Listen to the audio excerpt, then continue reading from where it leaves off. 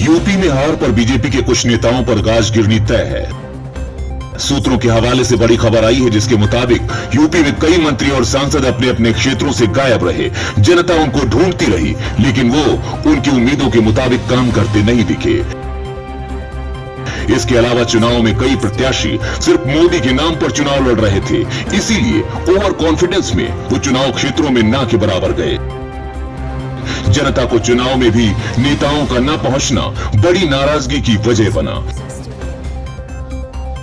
तमाम दागी लोगों को टिकट दिए गए जो कि बीजेपी की छवि के विपरीत था। जनता ने उन्हें भी नकार दिया।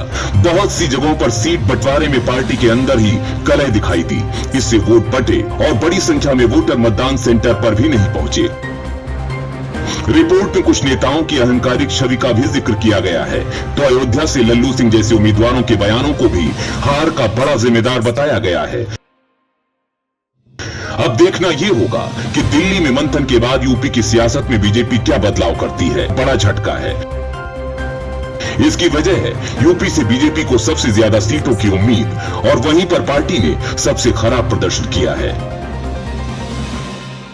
यूपी से केंद्र में 12 मंत्री थे, उनमें से 7 चुनाव हार गए। हारने वालों में स्मृति ईरानी, महेंद्र नाथ पांडेय, अजय मिश्रा टेनी और संजीव बालियान जैसे बड़े बड़े मंत्री थे जो अपनी सीट तक नहीं बचा पाए।